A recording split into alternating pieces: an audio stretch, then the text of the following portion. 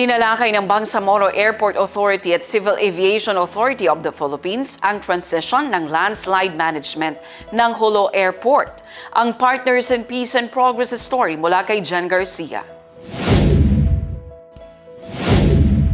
Pinangunahan ng Bangsamoro Airport Authority ang ikatlong coordination meeting kasama ang Civil Aviation Authority of the Philippines noong 24 ng Disyembre 2025 upang talakayin ang iminungkahing paglipat ng landside management ng Jolo Airport.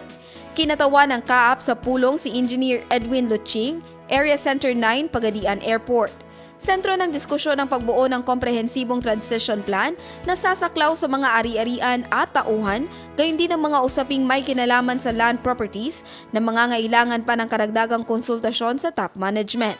Binigyang diin ng BAA ang kahalagahan ng malinaw at organisadong plano sa transisyon, kasabay ng pagbanggit sa Technical Working Group meeting sa Maynila noong December 17, 2025 bilang bahagi ng patuloy na koordinasyon ng dalawang ahensya. Sa panig ng CAAP, inilahad ang ilang hamon kabilang ang kawalan ng nakalaang pondo sa kasalukuyang budget para sa transition-related items at ang usapin sa separation pay ng mga maaaktuhang tauhan. Tinalakay rin ang posibilidad na mailipat ang ilang personnel sa ibang ministries, offices o agencies na sasailalim pa sa kumpirmasyon at karagdagang gabay. Nilinaw na saklaw ng transition ang mga personnel na naitalaga bago at sa panahon ng pagkakatatag ng BARMM. Kinilala ng dalawang panig ang mga hamong may kaugnayan sa tauhan at iginiit ang pangangailangang hindi maantalang operasyon at serbisyo ng paliparan habang isinasagawa ang transisyon. Tinalakay rin ang ibang options para sa transfer of position alinsunod sa mga probisyon ng Executive Order No. 91.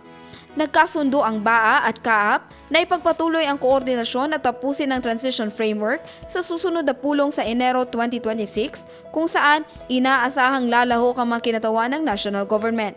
Ayon sa BAA, nananatili ang kanilang pangako sa isang maayos, malinaw at transparent na proseso ng transisyon na magpapanatili ng epesyenteng operasyon ng paliparan at magpoprotekta sa kapakanan ng mga maapektuhang tauhan habang tinitiyak ang tuloy-tuloy na serbisyo para sa publiko.